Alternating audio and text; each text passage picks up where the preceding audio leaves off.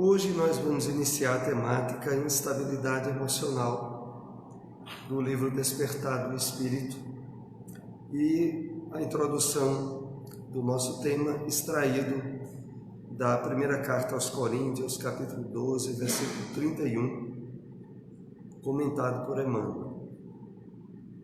Encontrar na mediunidade um instrumento para sustentação da felicidade geral, sem escravizá-la aos nossos caprichos. Aplicar os princípios da caridade no total das nossas obrigações, nunca esperar nem desanimar à frente das provações, sejam elas quais forem. Servir sempre, confiar na vitória final do bem. Vamos aqui fazer alguns comentários em cima do texto de Emmanuel. Primeiro ele começa dizendo algo da máxima importância: encontrar na mediunidade um instrumento para a sustentação da felicidade geral. De que forma? Percebendo que a mediunidade expressada à luz do Evangelho do Cristo, como é trazida na doutrina espírita, ela tem por finalidade maior conscientizar-nos, em termos de profundidade, acerca da imortalidade da alma, do fato de que nós estamos no mundo de provas e expiação. Então, a mediunidade, ela pode e deve ser vista como sustentação da felicidade. Claro que da felicidade do espírito, na perspectiva do espírito imortal. Não é a felicidade humana, transitória e ilusória. Aqui nós estamos sendo chamados à percepção e constatação daquele estado de bom ânimo, de plenitude, de harmonia íntima, que é perfeitamente secundado na prática equilibrada da mediunidade. E continua Emmanuel, sem escravizá-las aos nossos caprichos. Esse escravizar os nossos caprichos pode ser visto, inclusive, com certos detalhes de aprofundamento.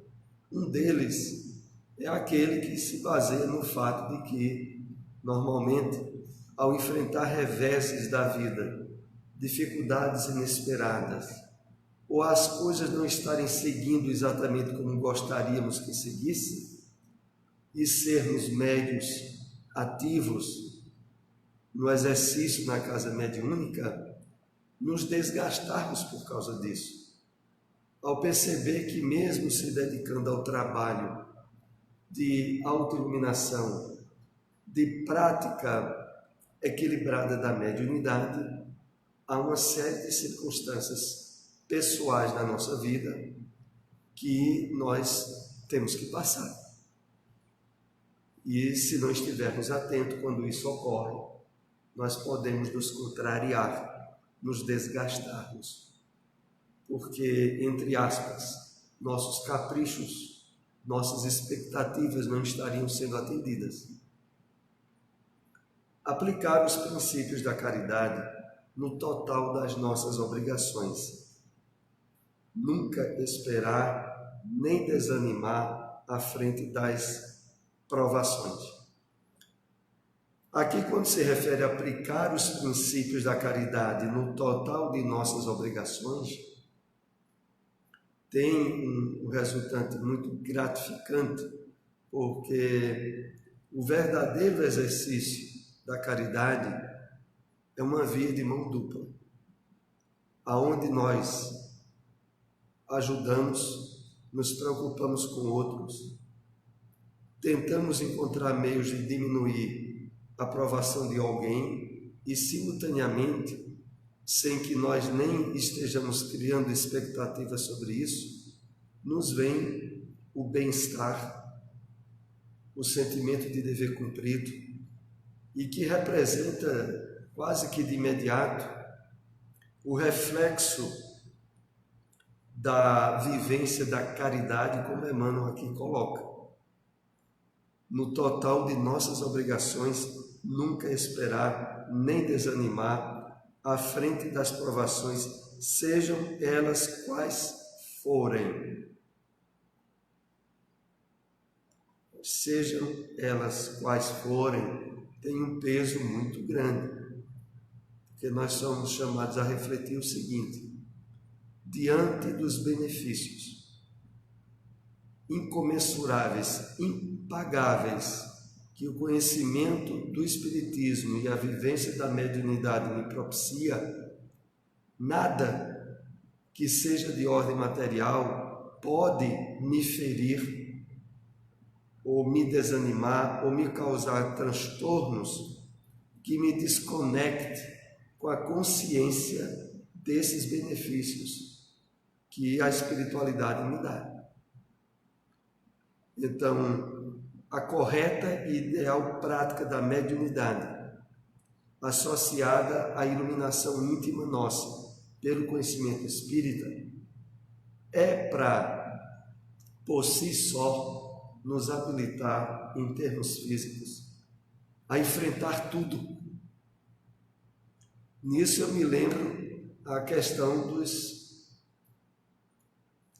daqueles que vivenciaram o cristianismo primitivo, que é muito bem retratado nas obras de Emmanuel, nos romances históricos de Emmanuel, onde aqueles que se convertiam a tornarem-se divulgadores da Boa Nova, enfrentavam absolutamente tudo: a morte, a perda de bens materiais, tudo, sem desanimar. Pelo contrário, na medida que surgiam adversidades e provações, redobrado ânimo eles tinham perante as aquisições novas que o Evangelho do Cristo tinha dado a eles. E encerrando a introdução, servir sempre, confiar na vitória final do bem. Essa última frase, confiar na vitória final do bem, ela tem um alicerce muito firme na revelação espírita. Por quê?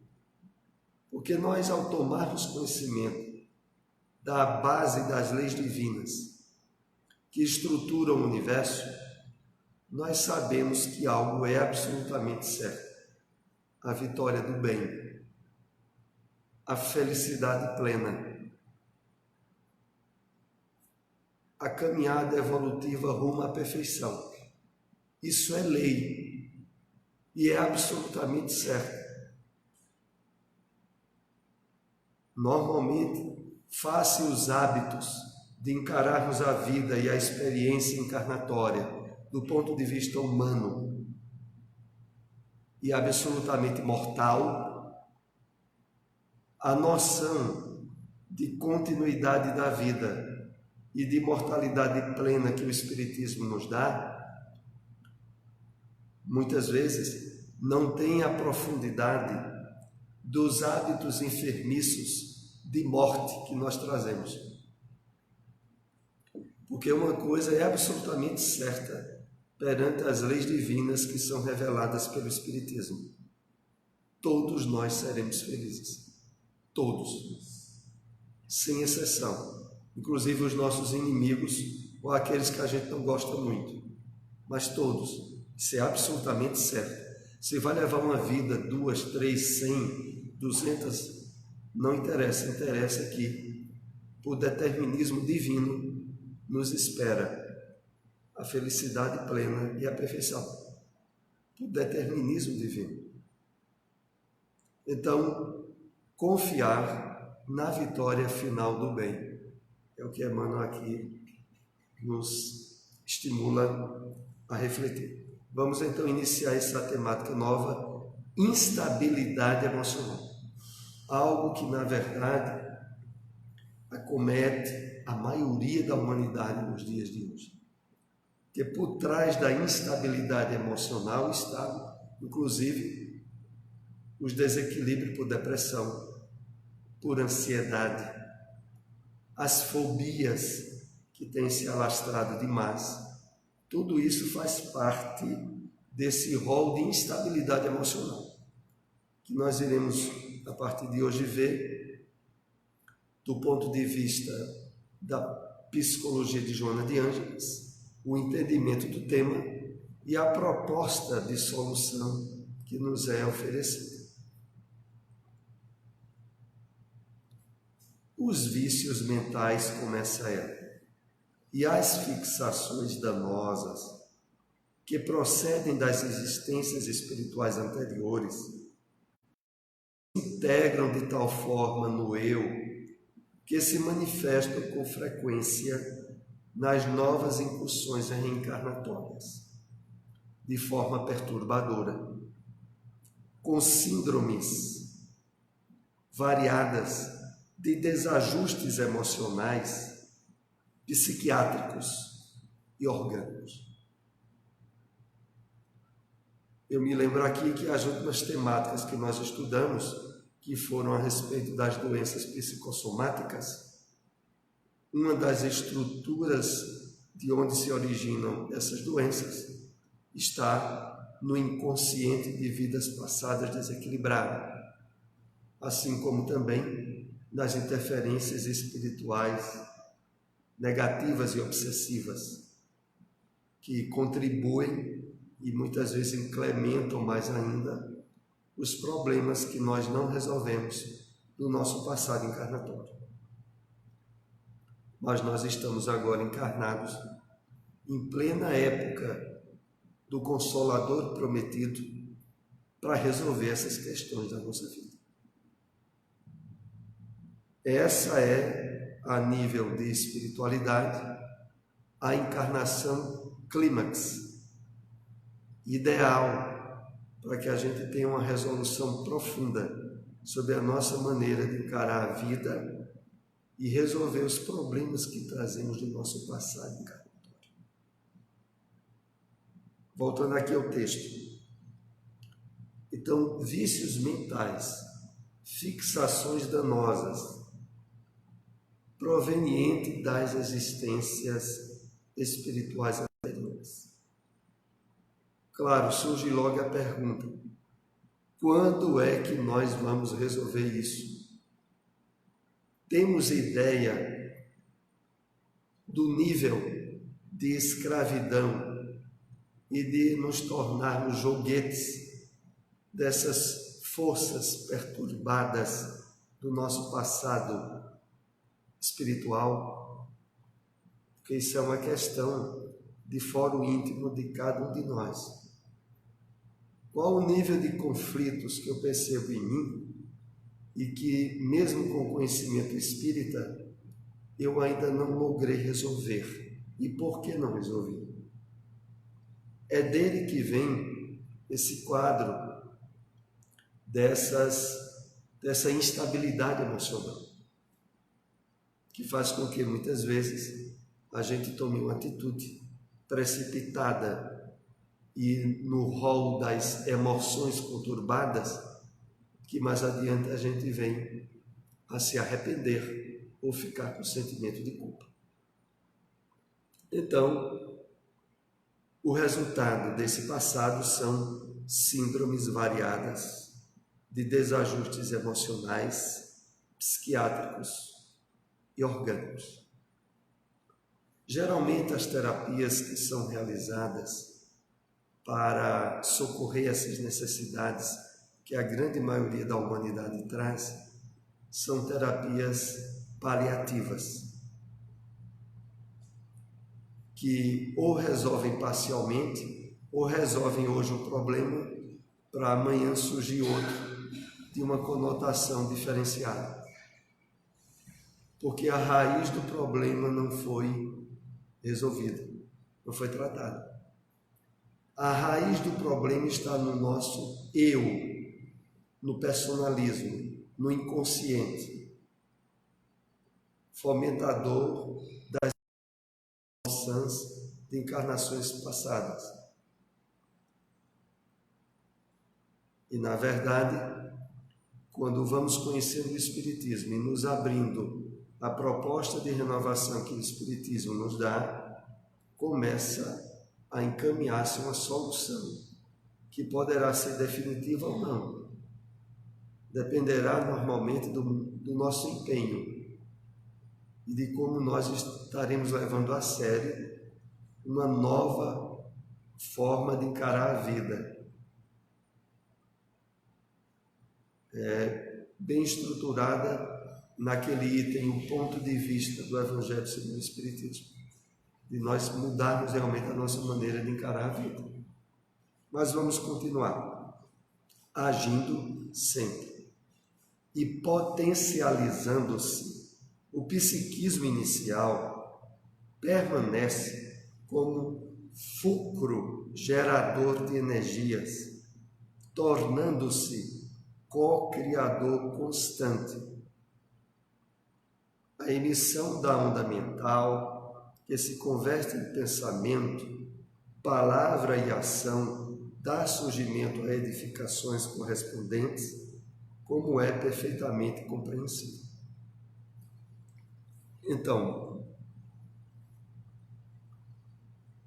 essas questões do passado que não foram acessadas e nem resolvidas, elas se tornam como sendo um centro gerador de energias e que constantemente interfere no nosso comportamento e na nossa vida atual.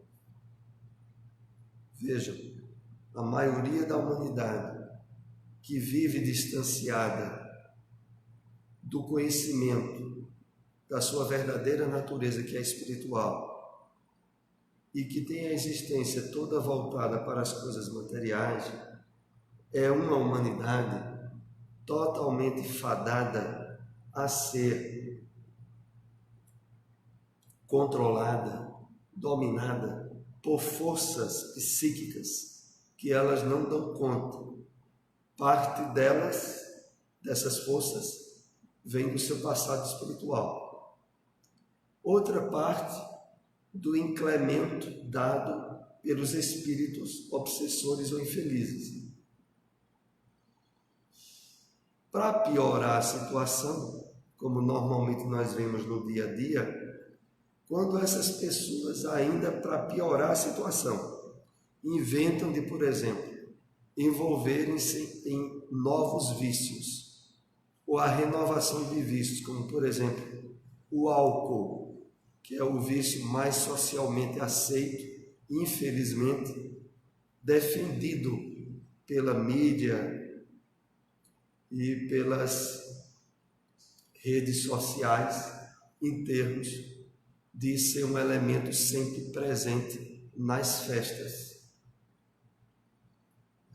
nas festividades anuais que ocorrem periodicamente para a maioria. E se o álcool não estiver presente, a festa não acontece. Então, o que é que ocorre? Essas pessoas já não trabalham a sua espiritualidade. Envolve-se com um vício como esse, e aí abre as portas profundamente às interferências do passado delituoso delas mesmas, do inconsciente delas. Imagine que normalmente, como nós sabemos, quer na família, quer no meio social, nós reencontramos pessoas que já conviveram conosco no passado, de forma positiva e negativa. Aí a pessoa está agora, veja só, na família.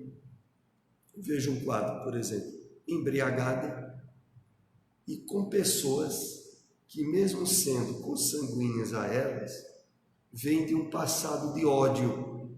O que é que pode acontecer? Aquilo que muitas vezes a gente toma notícia nos noticiários. As tragédias que invariavelmente se dão no comportamento humano.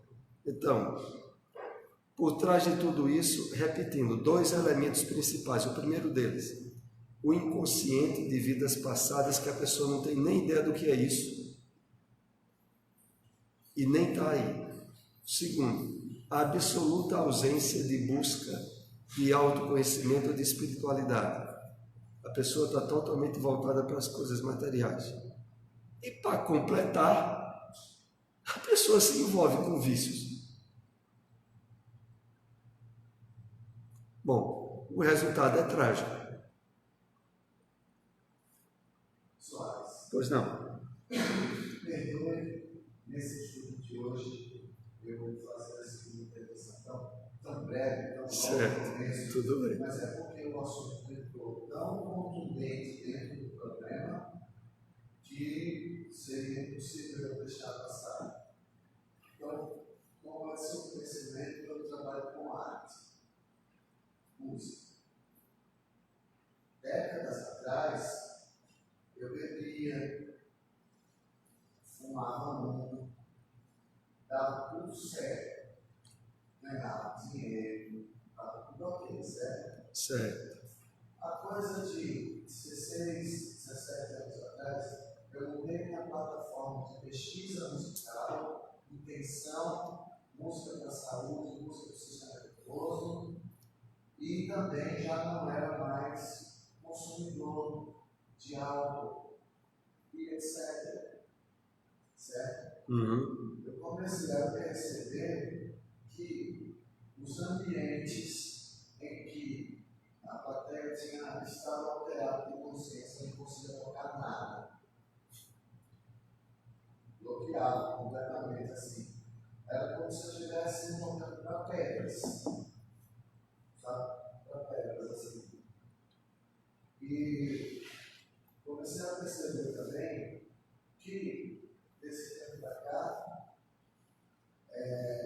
quando eu tocava em ambientes como uma determinada igreja, de alguma denominação que contava, o centro espírita, em uma ação, a coisa saía, eu ficava naquela situação certo. consciente e inconsciente, mas fluía tudo, sabe?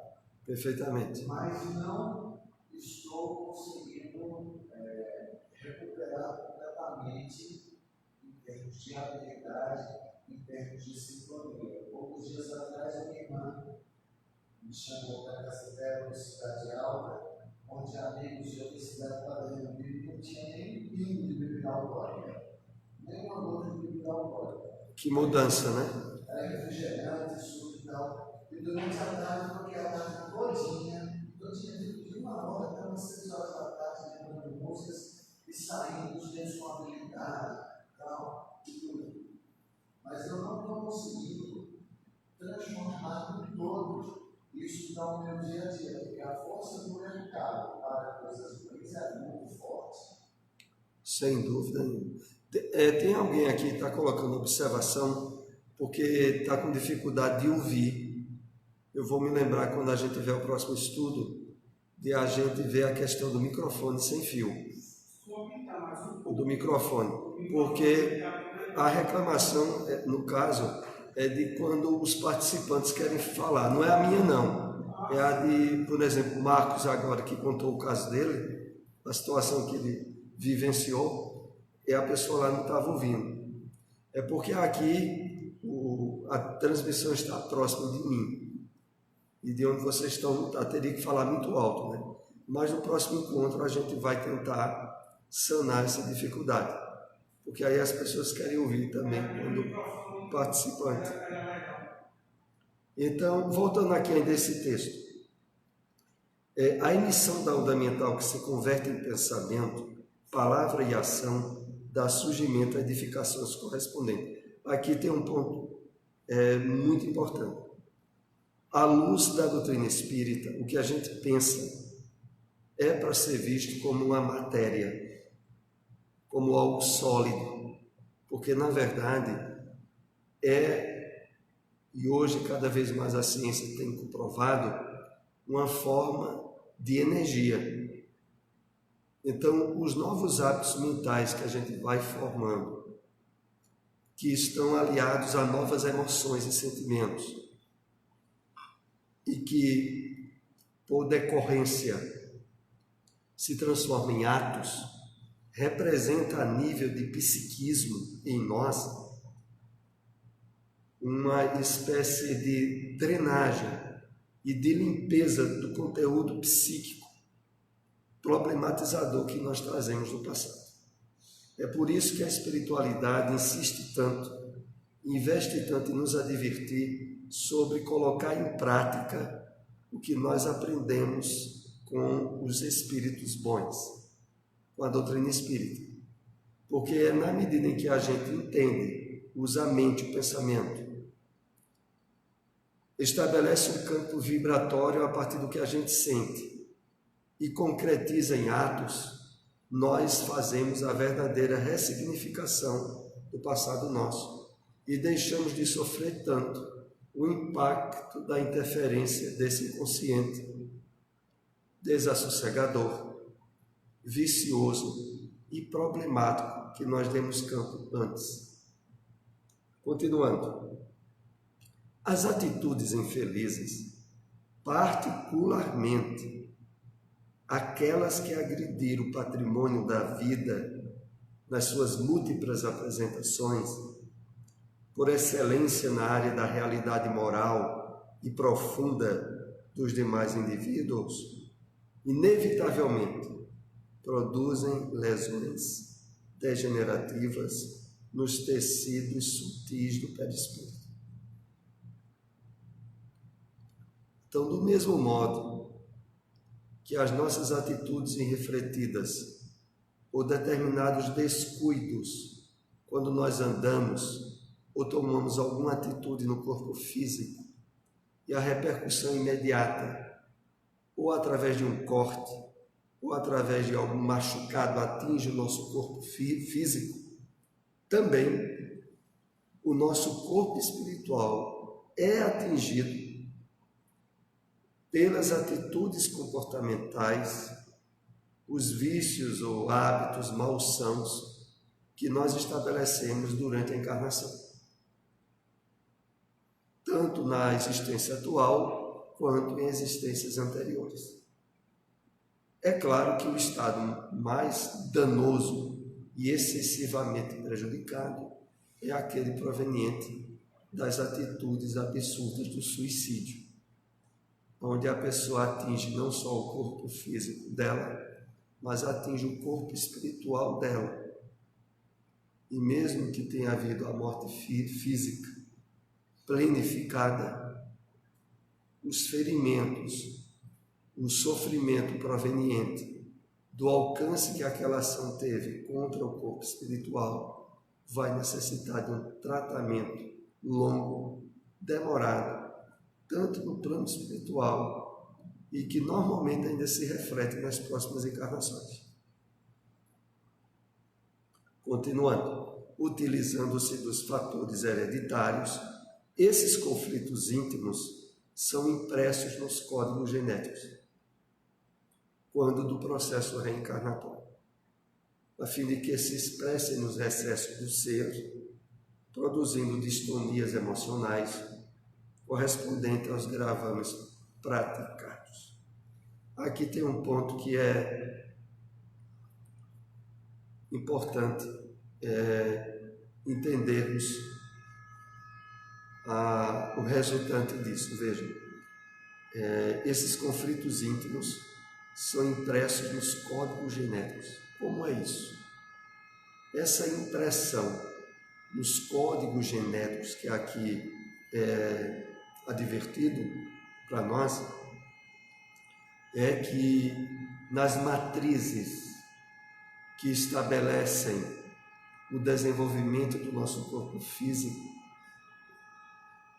desde antes da encarnação, há certo campo de mudanças, tanto em termos espirituais profundos e que alcançam os tecidos do corpo espiritual. E como se dá isso? Vamos entender aqui em um exemplo bem prático.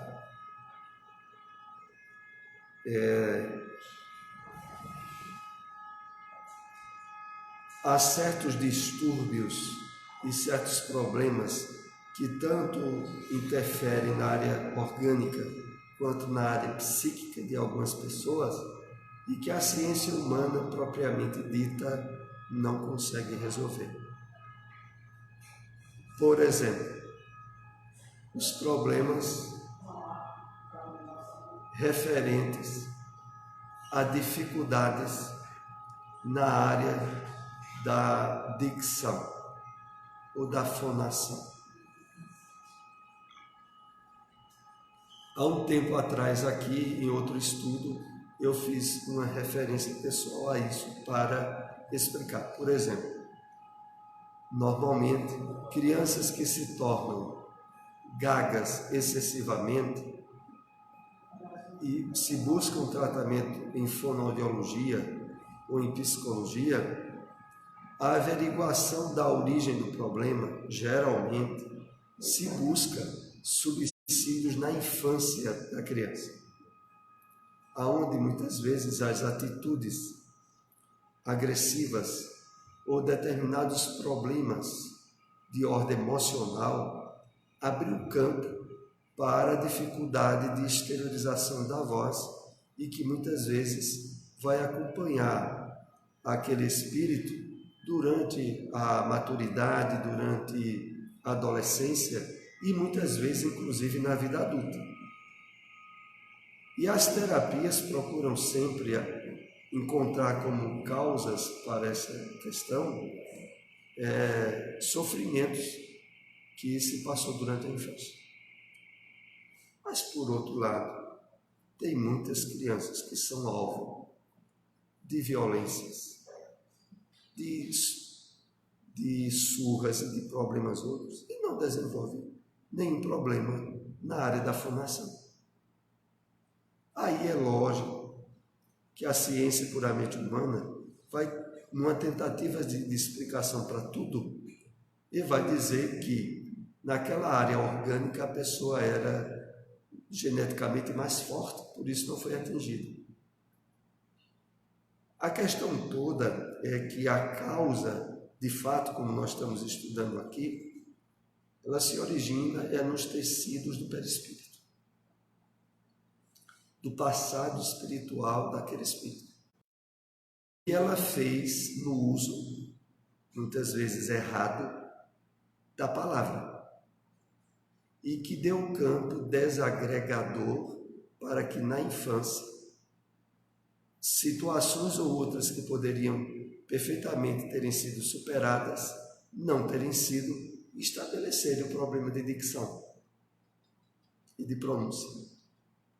Então, há muitos problemas que aferem tanto o corpo físico e também o psiquismo, cuja causa tentam se encontrar justificativas na vida atual. Mas, na verdade, a estrutura original desses problemas estão no corpo espiritual, nos tecidos sutis do perispírito, antes da encarnação. Continuando, enquanto não seja realizada essa reparação do mal praticado, o inconsciente imporá mecanismo psicológico punitivo, exigindo a harmonia das correntes vibratórias que harmonizam o perispírito.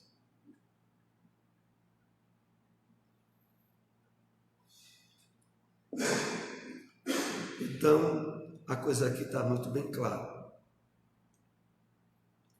Aquelas áreas de sofrimento pessoal, cuja origem está no nosso passado espiritual, para que sejam resolvidas, eu tenho que, na existência atual, estar dando um exemplo e vivenciando uma situação totalmente nova e reparadora do que eu fiz no passado.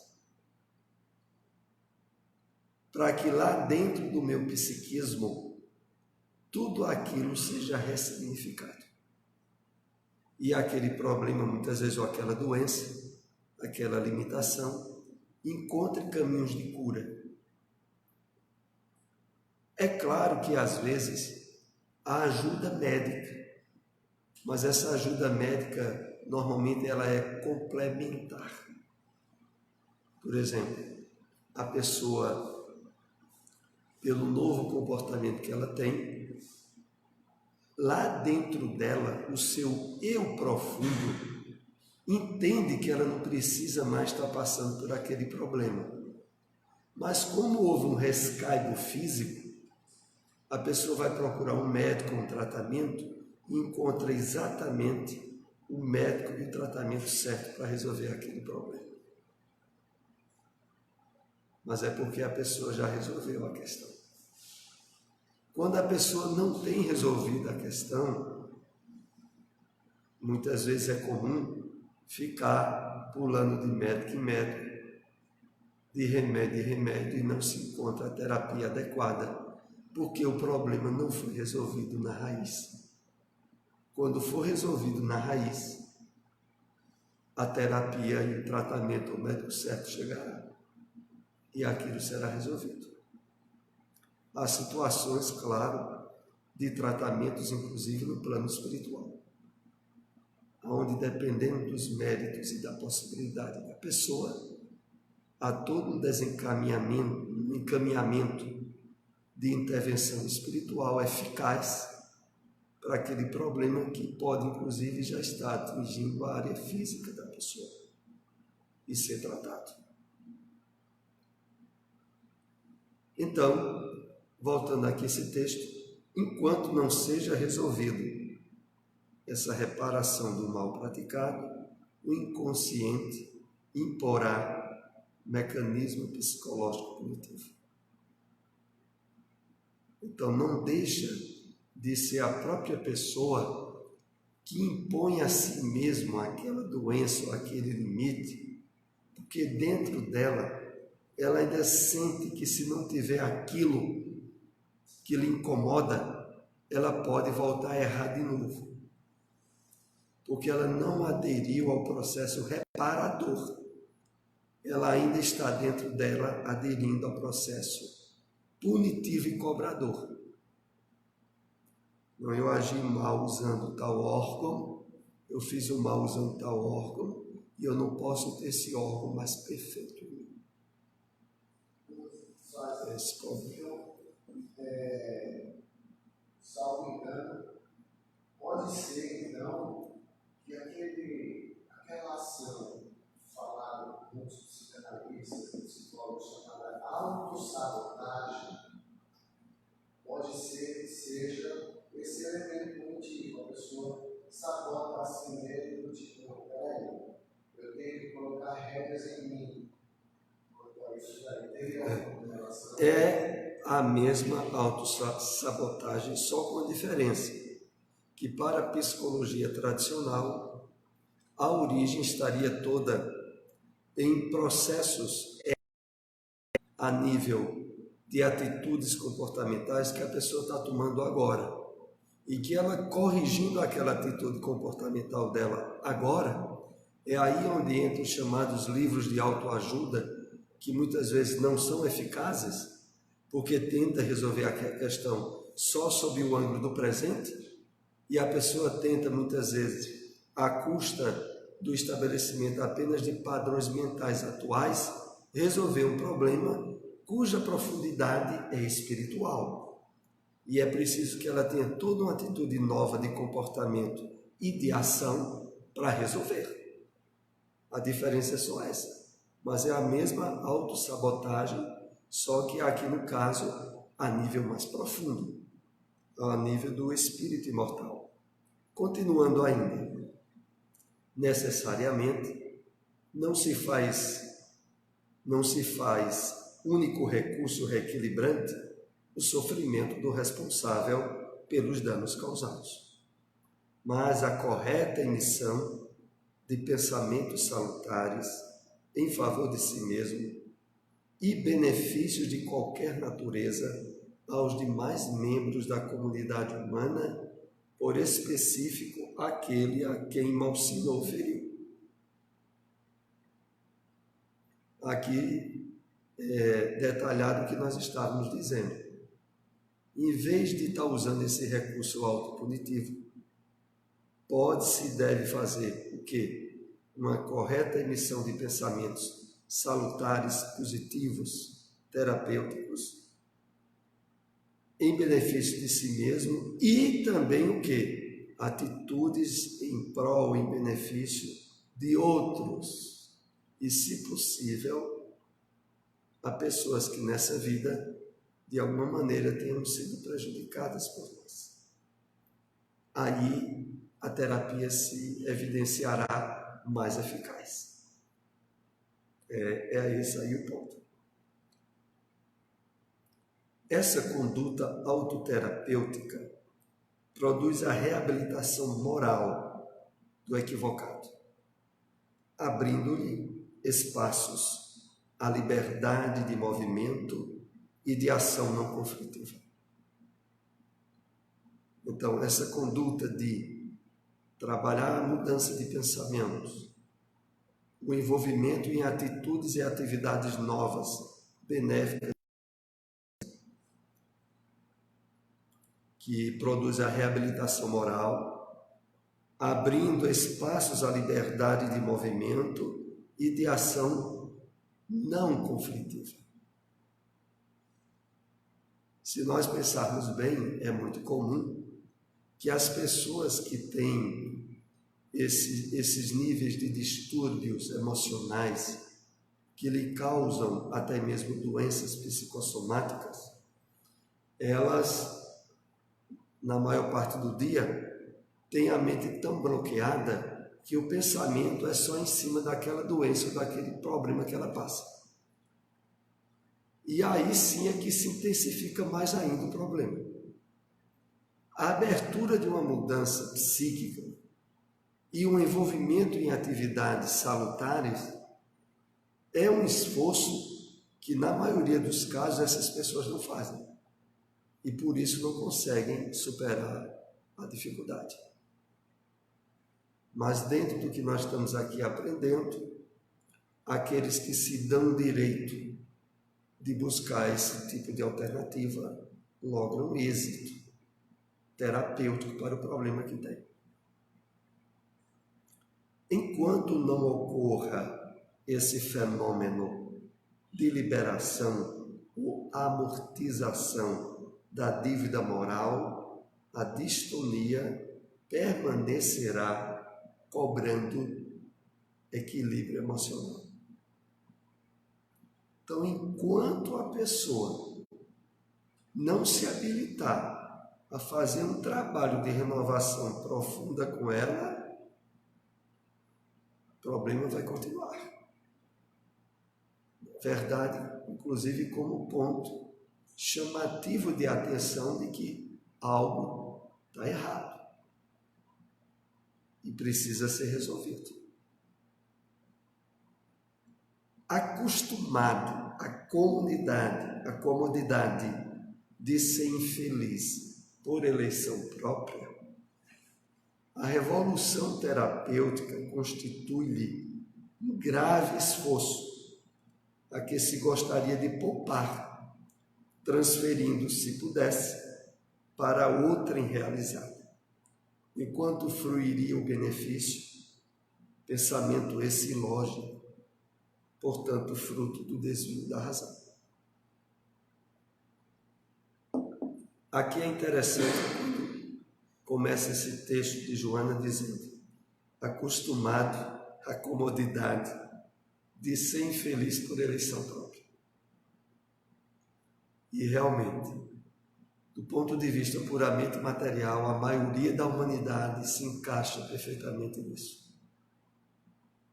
Há uma espécie de acomodação às atitudes infelizes que a pessoa sabe que tem tomado, mas que não tem ânimo para resolvê-las. E a terapia não vai acontecer. E aqui quando diz a revolução terapêutica constitui um grave esforço que gostaria de poupar, transferindo, se pudesse, para outra. Aqui a gente se lembra até daquelas situações onde algumas pessoas vivem problemas de ordem espiritual, sabem que é espiritual. E aí tem algum amigo, ou um conhecido, ou um parente que, por exemplo, é espírita, conta o problema para o parente e espera que o parente, ou fazendo prece ou oração à distância, possa resolver.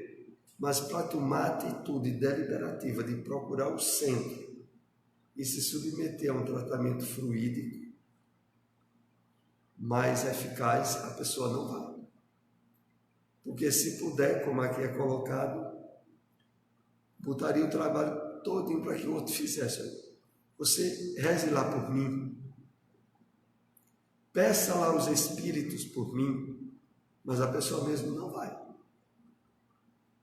devido a essa atitude de comodidade enfermiça.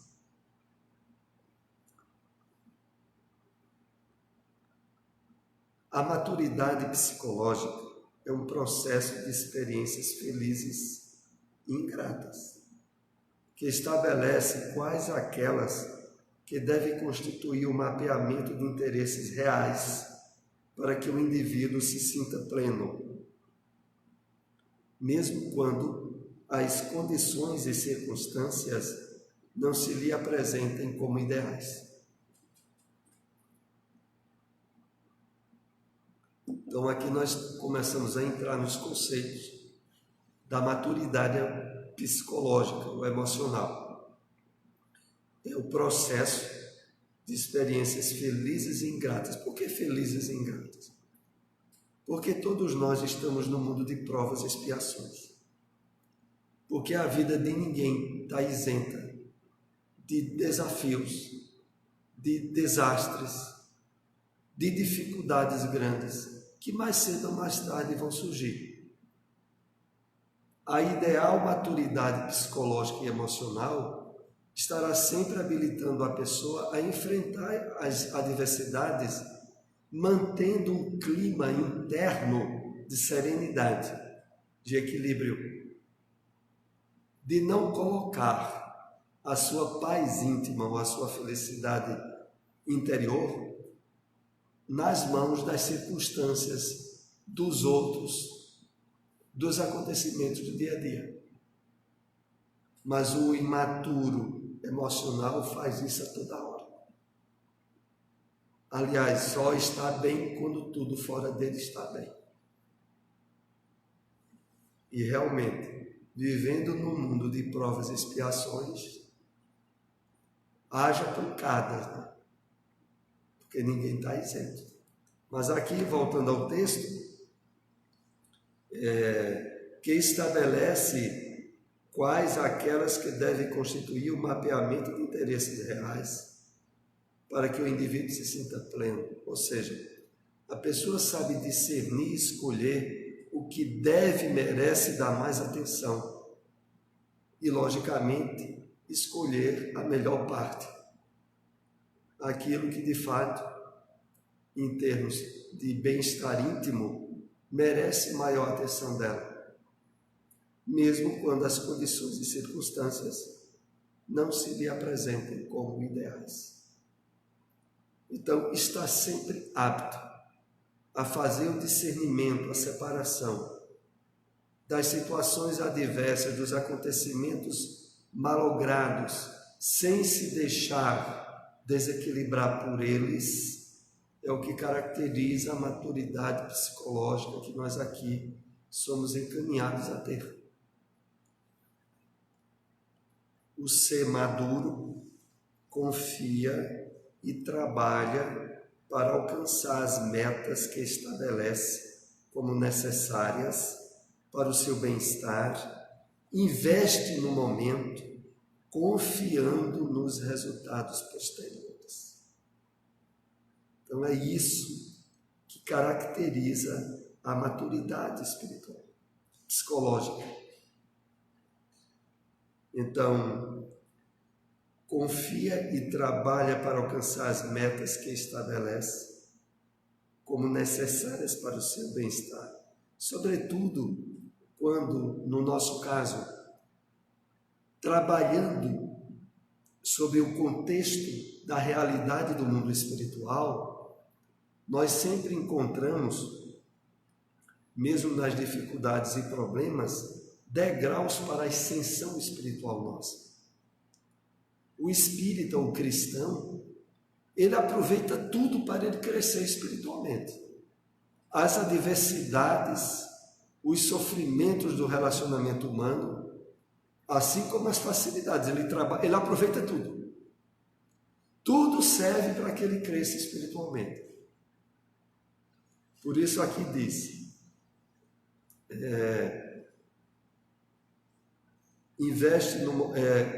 confia e trabalha para alcançar as metas que estabelece como necessárias para o seu bem-estar.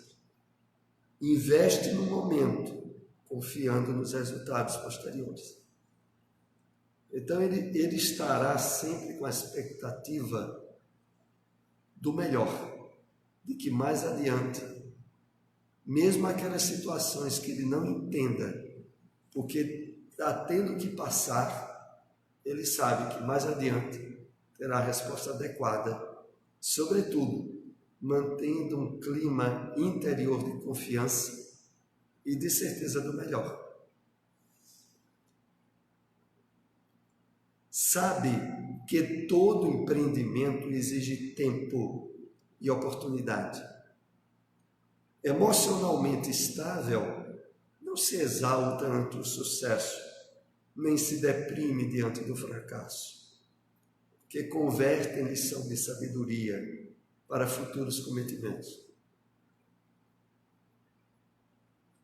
E aí a gente pode dizer que coisa boa ser maduro emocionalmente, né?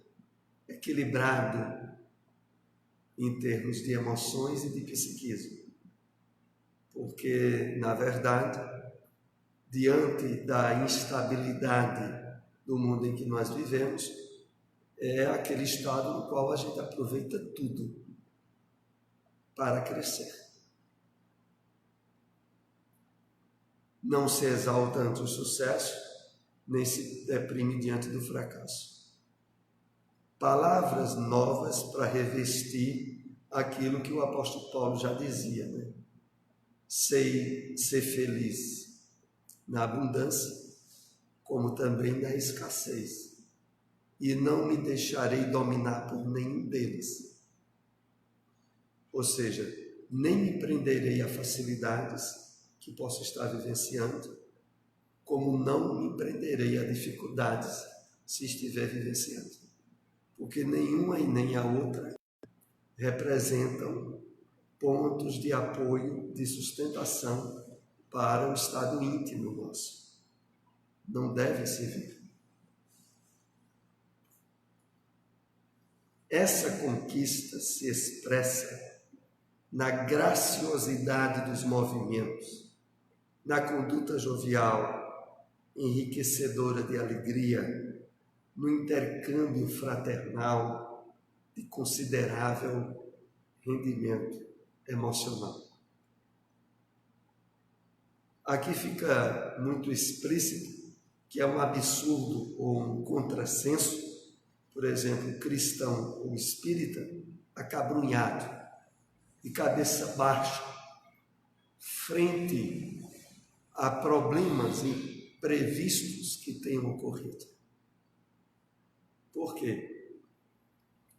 Porque o intercâmbio de alimento espiritual dele elevado é sempre para ser caracterizado com um clima de alto astral e de cabeça erguida, mesmo diante de adversidade. Então, essa conquista se expressa na graciosidade dos movimentos, na conduta jovial, enriquecedora de alegria, que faz com que a pessoa tenha por característica o otimismo, não por expectativas fantasiosas, mas pelo exato conhecimento dos objetivos da sua vida e da sua encarnação. E aí ele mantém esse ponto de equilíbrio perante tudo que lhe ocorre. No intercâmbio fraternal de considerável rendimento emocional. O resultado é esse, vejamos aqui, tentando fazer uma rápida síntese. O despertamento espiritual, em termos do aproveitamento máximo da oportunidade encarnatória, em termos da vivência do bem, é retroalimentado pelas interferências e pelo intercâmbio espiritual elevado. Isso faz com que a pessoa se envolva em atividades boas e positivas e cada vez mais atividades boas e positivas venham até a pessoa, intensificando as suas ações. Por outro lado, as pessoas que se desviaram do aproveitamento ideal da sua oportunidade encarnatória e abrem campo de interseção com o inconsciente de vícios, de desequilíbrios e sofrimentos, é retroalimentada pelas vibrações baixas, desequilibrantes, tanto proveniente do passado espiritual dela, como do intercâmbio com espíritos doentes e atrasados. Qual é o resultado? Cada vez mais se intensificar estados de pessimismo, de contrariedade, de sofrimento, por consequência de depressão em outros, devido a haver o quê? Uma retroalimentação negativa. A pessoa não pensa positivo, pensa negativo, não toma por consequência atitudes renovadoras boas e se sente cada vez mais confrontada com as possibilidades de êxito ou positivas que surjam no seu caminho. Desdenha essas possibilidades e não aproveita elas. Esse é o problema. Vamos aqui para o último slide desse tema que nós trouxemos para hoje, que é a questão da instabilidade emocional. Liberar, portanto, o inconsciente da culpa, mediante uma nova compreensão da existência humana, pautada no autorrespeito, na consideração por todas as coisas, é a terapia mais imediata, a que se encontra ao alcance de quem realmente deseja estabilidade emocional, felicidade. Então, o primeiro passo, relembrando o que nós estivemos comentando, liberar o inconsciente da culpa. Porque é assim, e aqui é importante fazermos uma reflexão. O objetivo da reencarnação primacial, o objetivo mais importante, é educar, evoluir e crescer. Não é espiar e sofrer.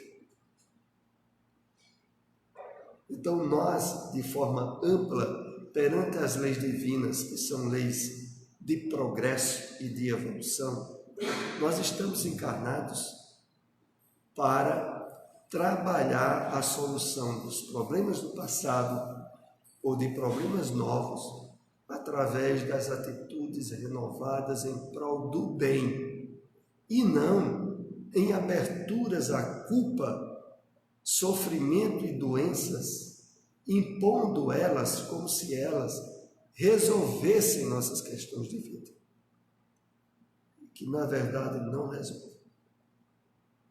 Então, perceber a oportunidade encarnatória, associando ela profundamente a atividades renovadoras do bem, é a forma ideal de trabalhar o equilíbrio emocional, a superação da instabilidade.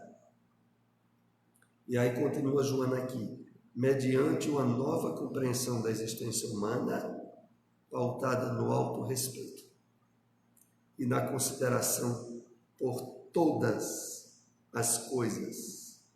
É a terapia mais imediata. Por todas as coisas aqui envolve todas as circunstâncias da vida, que podem e devem ser trabalhadas positivamente. Muitas vezes nós vemos, principalmente nas redes sociais, exemplos de pessoas que, por exemplo, que são colocadas como sofrendo tragédias da perda de membros, por exemplo. E em vez daquela perda de membros ter realizado uma abertura a um nível de infelicidade pessoal e até mesmo de depressão, elas se tornam atletas paraolímpicas. E mesmo com a ausência de membros e enfrentando dificuldades enormes, tornam-se pessoas envolvidas, exitosas, animadas, lutadoras frente àquela diversidade que a vida lhe colocou. E aí nós também percebemos, pelo lado contrário, pessoas com todas as possibilidades de êxito encarnatório, desde o favorecimento à família, ao trabalho, ao êxito de uma forma humana, e revoltadas com a vida, e contrariadas, e achando que a vida na Terra é um tormento desgraçado. Faz a imaturidade emocional e espiritual, nos desencontros das aberturas desajustadoras do inconsciente e do passado mal resolvido. Mas, voltando aqui, como Joana coloca, se estamos abertos e conscientizados no desejo do equilíbrio emocional e da felicidade, todos os instrumentos e possibilidades nos são, pelo conhecimento da doutrina espírita, dos objetivos da vida na Terra, pela integração nossa no ideal do bem e da caridade, no limite de nossas forças, como diz o Livro dos Espíritos. E aí nós temos a terapia eficaz para todo e qualquer desajuste que nós tragamos do passado. Agora, terapia curativa,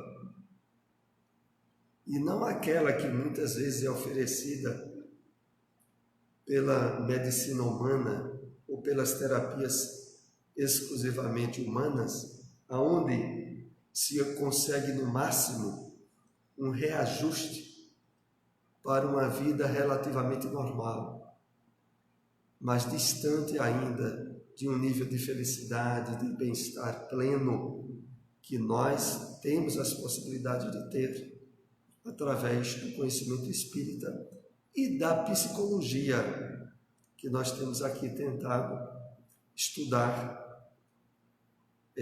pelos livros de Joana de Ângeles. Esse assunto ele é encerrado aqui nesse slide. O nosso próximo tema será superconsciente. Então, superconsciente será o nosso próximo tema, que queremos aqui logo avisar que será novamente às 2h da tarde, porque nós temos um compromisso com outra instituição espírita que comemora aniversário esse mês e que tem reunião aqui 4h da tarde. Então, o próximo encontro será às 2h da tarde e será sobre superconsciente. Vamos para a prece de encerramento. Pedir à nossa irmã Janaína para ser a intérprete da espiritualidade na prece de encerramento do nosso estudo.